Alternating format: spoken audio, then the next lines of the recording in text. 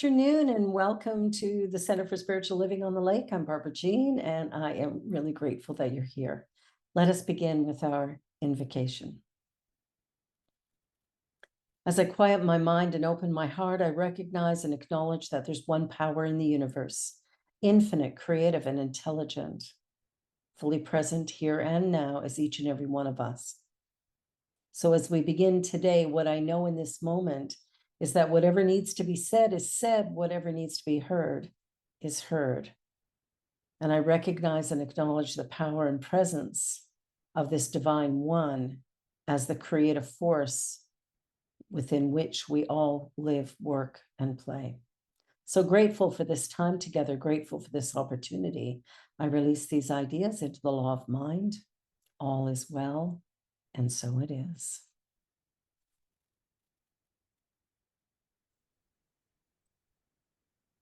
Good afternoon, everyone. I share with you our land acknowledgement.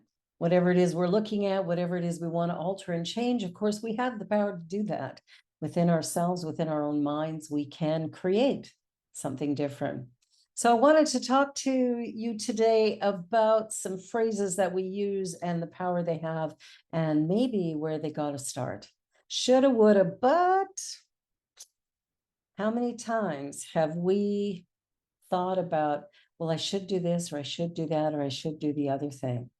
Or what would happen if I did this? Or what about this? Or could this be something? Or, well, you know, everything's great, but. So the phrases that we use, the words that we use have power. And they have a power that is really creating the lives we're living. And sometimes we don't even know what those words are that are creating the direction that we're headed. But when we look at our lives, we can see areas where maybe there's some interruptions, some difficulties, some challenges that we're faced with, and we're wondering, now, how did that happen? So I got the idea of this shoulda thing from actually Pat Clarkson. When a phrase I'd use, she went, oh, I'm thinking about that in a new way. So I want you to think about something for a minute. Whenever we say the word should, for me, that means probably a no, right? It's like somebody asked me to do something, I go, man, I don't want to do that, but I should do it because why? So it got me to thinking, whose should am I responding to? Who taught me that I should do anything? Where did that come from initially? And what I've noticed for myself is sometimes when I think I should do something, it's because that's what good girls would do. Message I got from my family, right? If you're doing things right, then you would do it that way. If you're being polite, you would do it that way. So whose beliefs are these anyway? And because I'm pretty sure they're not mine. And yet somehow they've been running my life for as long as I can remember. Somebody asked me to do something that I am vehemently opposed to, and yet in my mind, I'll stop and go, well, I probably should do it. Many of us have done this over and over and over and over and over again. And then we're wondering why we're filled with resentment and guilt and fear and anxiety. We're not living our own lives. We're living somebody else's.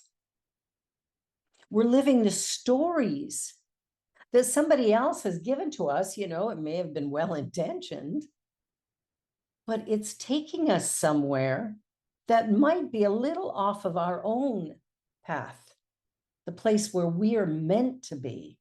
So how do we begin to shift that? And I was reading in the Science of Mind this morning, right before service here, actually.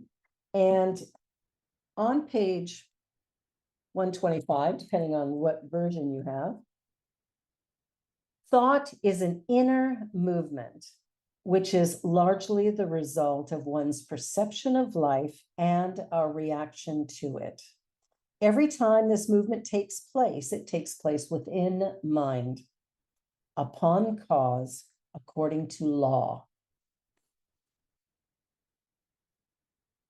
So we're dealing with the same power that molds the planets and all that is relying upon them. And the limit of our ability to use this power is not in principle, but in our understanding of it.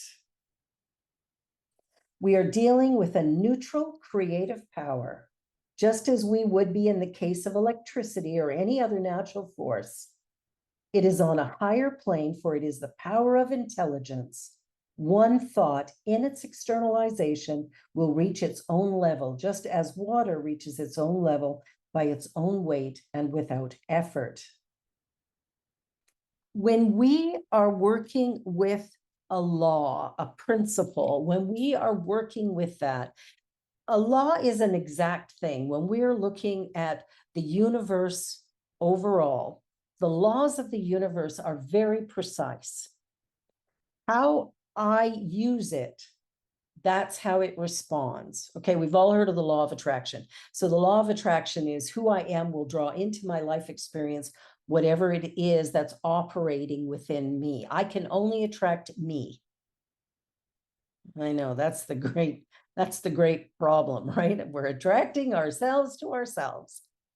And if there's something in us that we're not fond of, that we don't like, that we don't appreciate, something that we have a judgment or a criticism about, not that any of us would ever judge or criticize our own way of being. However, should that arise, ta-da, all of a sudden we have in our life experience some kind of matching energy. So what are we doing with that? And when we look at the ideas of should and what that phrase brings to us, if we can sit back and go, I'm feeling like I should do this because that's what a good girl would do. I don't know how many of you got the message of being a good girl or a good boy. I got it all the time because most often I was being bad. So no, not according to my standard, according to my parents, I was being bad. So we've created a life based on us trying to appease the adult people around us. And then what happens is we go to school, we go to high school, we go to university, we get jobs, we get married, we have children, we do whatever we do as adults.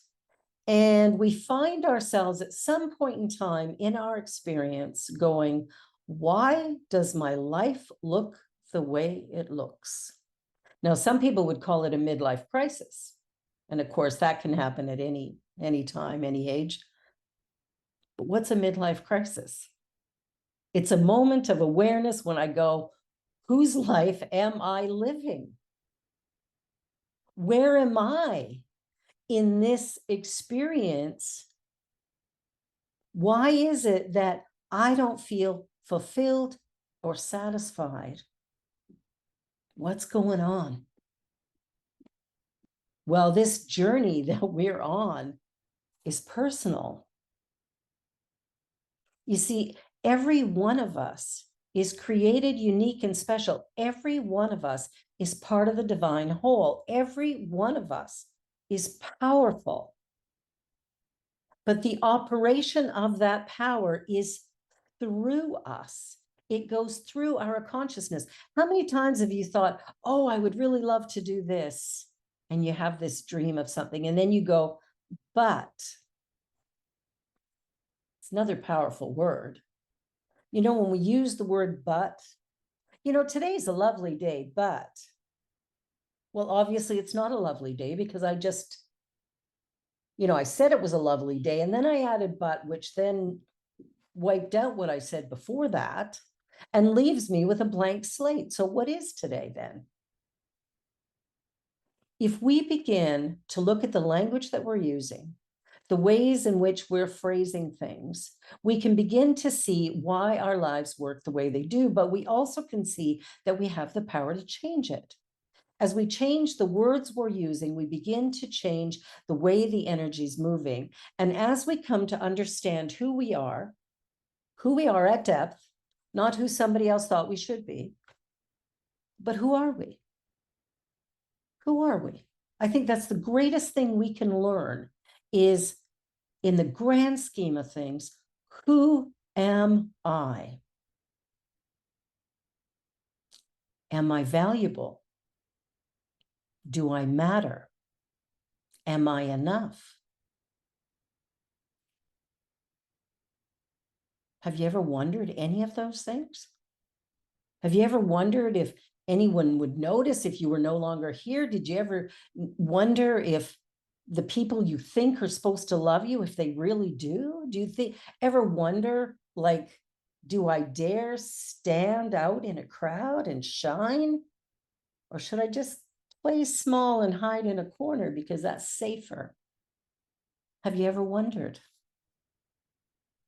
And what if you came to a place of believing that, first off, there is only this one thing? So we can call it God, we can call it universe, we can call it first cause, we can call it all manner of names. Of course, we can never fully describe it because it is the infinite presence that we live, move, and have our being in. So it'd be like asking a fish what water is.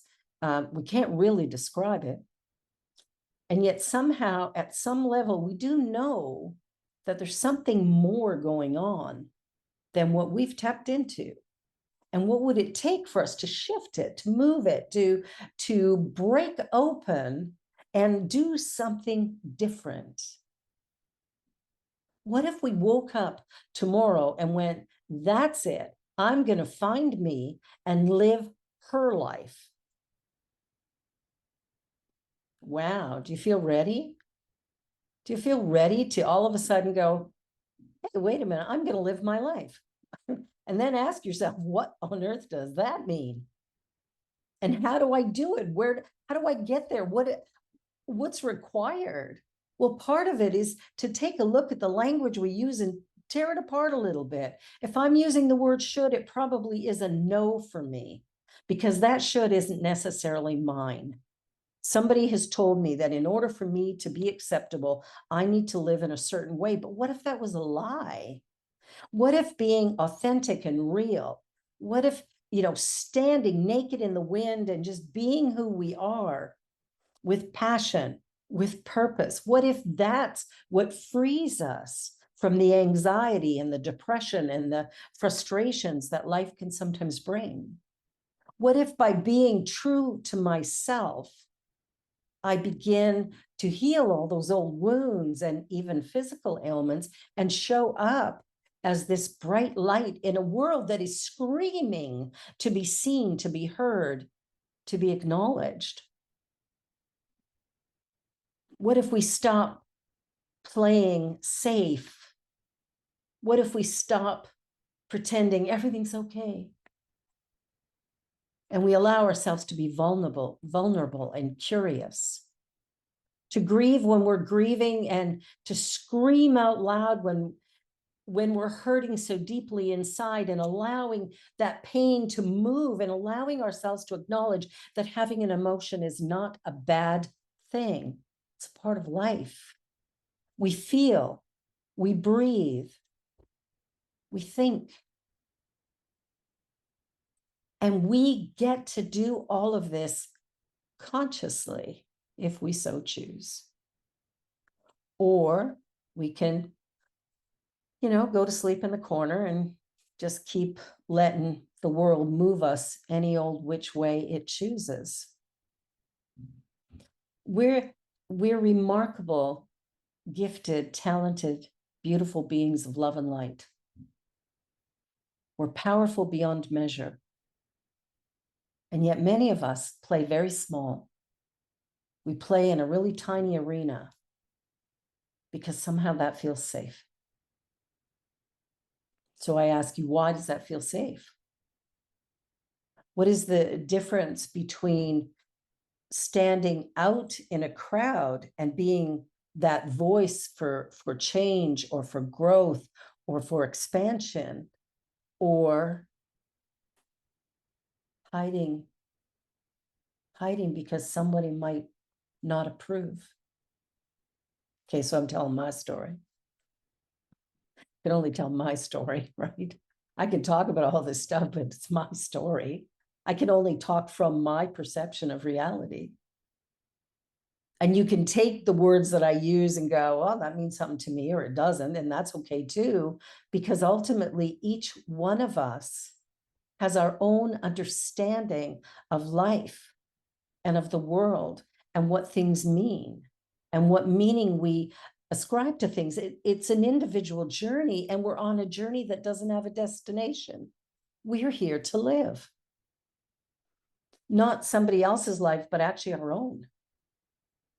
You're here to live your life, and I'm here to live mine. And some days are going to be like easy, beautiful, fun, and interesting, lots of rainbows and sunshine. Oh, wait a minute. Rainbows don't come with sunshine, they come after the rain. All right. So there might be a hint there. Crap happens, and then ta-da, beauty sprouts from that, right? We take a bunch of manure, mix it in the soil, and ta-da, we have beautiful roses. There's a process. I think we're living in this place of duality. And can we do that and at the same time be harmonious with our own path? Can we choose to think from our own desires, our own passion, our own sense of purpose, our own set of values, rather than turning to somebody else and going, what do you think? What do you think would be right for me? Or resorting to what maybe our parents or siblings or teachers or somebody said to us or about us at some point in time that we believed. And why don't we believe all the good stuff? Why do we believe that we made a mistake and we're terrible, bad, awful, but we don't remember when somebody goes, whoa, you're amazing. 1,000 people say you're amazing. One person goes, what were you thinking? Where do our thoughts go? Wow, I'm amazing. Everybody said so. No, it's like, oh man, I should have done that different. I should have thought before I said that. Oh man, how can I do that? How can I fix that? And that might not be your journey, but it's definitely been mine. And so we journey along, and we take moments in time, and we decide what matters, but we're using language, and it's, we change our thinking, we change our life, but the words we're using, the thoughts we are thinking are creating the life that we're living. And if we are dissatisfied, the only person to look at is ourselves. Can I go within myself and decide that what my parents told me when I was 4 was inaccurate? It was incorrect. Well, it was a flat out lie. It wasn't true at all. It came from maybe my mom's frustration at being in a painful marriage and a difficult life, that she told me to shut up once too often, and nobody wanted to hear anything I had to say. Maybe she said that out of her own fear, her own pain, projecting. But don't we all do that? We project our pain, our hurt, we project it out onto others. We don't mean to, but we do it. So it's up to us. Are we taking it on, or are we going, oh, wow, this person's hurting? So we've had a difficult weekend here. So I'll be real with you there. Our dog died on Friday night. Got real sick Friday night. Took him to the emergency vet. There was nothing we could do except say goodbye. And I noticed that Pierre and I were kind of bumping heads a little bit, being a bit curt and short with one another. And I said to him on Saturday morning, I said, do you think it's just our pain talking? And we hugged and went, yeah. It was such a shock. It was such a surprise. And a year when it's like everything. Mom died, the cat died, the other cat died, the dog died. We had to move. Life has been a time of great change. A time of great change. And I said to Pierre this morning, I said, what if it's opening up something that we don't yet understand or see, but somehow we're creating space in our life in a way that we don't fully understand or comprehend. And that's probably the case. And the truth is, it hurts like hell. It hurts like hell. And we still show up. And we choose to love each other and to play and to laugh and to do what we need to do. We choose to show up every day to be the best that we can be. That's the learning edge, right? We all have life. We all have challenges. We all have moments of despair and grief and moments of elation, excitement, and delight. And all of it is what makes life worthwhile. It all makes life worthwhile. It all makes it worth doing and being here. We're not here to live somebody else's life. I invite you to find your voice, find your passion, drop into your pain and your grief and let it move. Feel it, allow it. Know that it will not extinguish you, but it might free you. It might free you. Connect with each other, honestly. If you don't want to do something, say no. Okay, repeat after me. No. It's a complete sentence. You don't want to do it, don't do it. If you're not feeling comfortable, walk away. Find a way to be you. You were created unique and special like everybody else. You were created with some kind of remarkable gift that you bring to the universe right now. Nobody else can do it like you. You're the one and only. Can you just allow yourself? Just allow yourself to be who you are. Take time every day in meditation, in prayer, journal. Find your voice, find your passion, discover yourself and release the rest. The people around us who have shaped us loved us, but that doesn't mean they gave us accurate, truthful information. They gave us their perception of reality. And their perception of reality has nothing to do with you. It has nothing to do with me. It's time for us to stand up. It's time for us to stand up. That song that I played right before this talk, I could choose peace instead of this. I could choose love instead of this. I could choose. What are you choosing? Day by day, moment by moment, what are you choosing? Because we're always choosing. If we do nothing, we've made a choice to do nothing.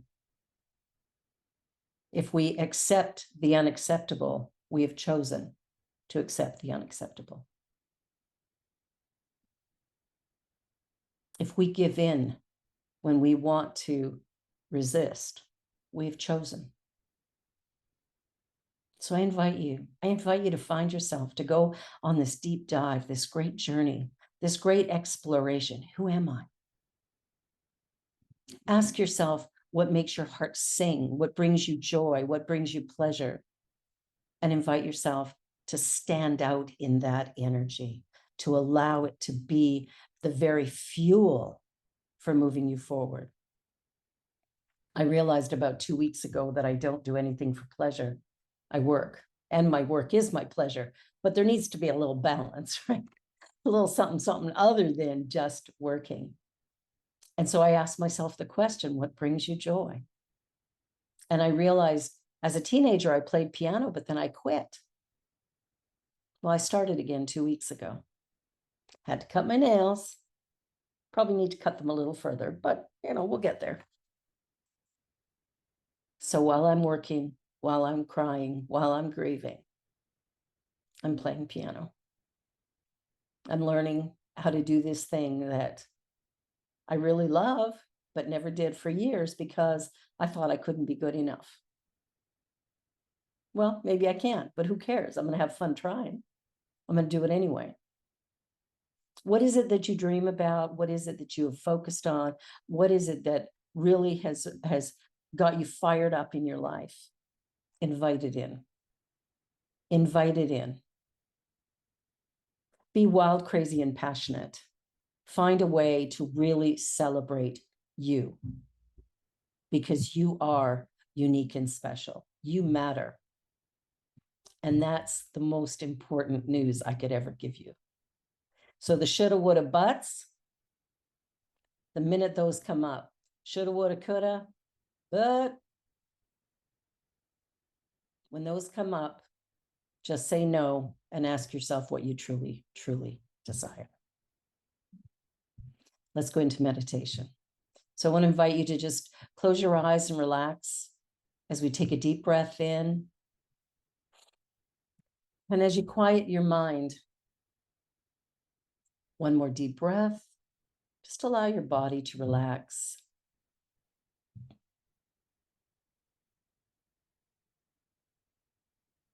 And in this place of relaxation, ask yourself the question, who am I? Who am I? Beyond this body,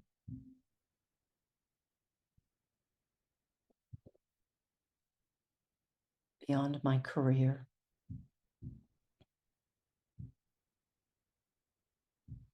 beyond my title. Who am I?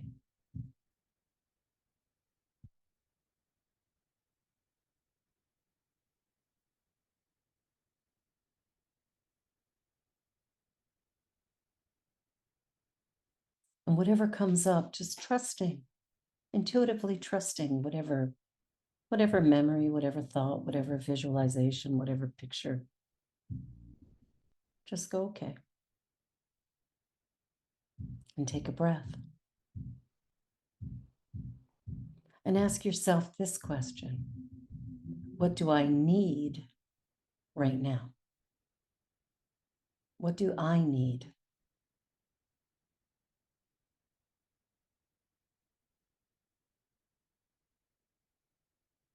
What do I need right now?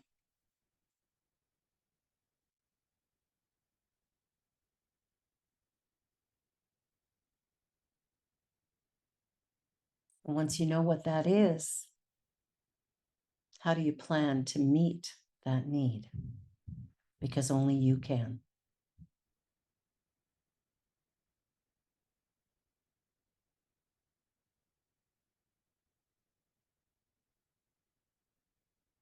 Take a deep breath in. And one more deep breath in. Allow yourself to just come back into this awareness of this time and place.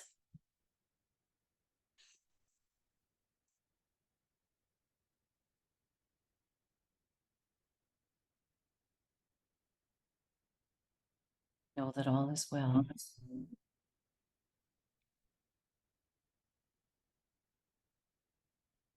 Let this music remind you of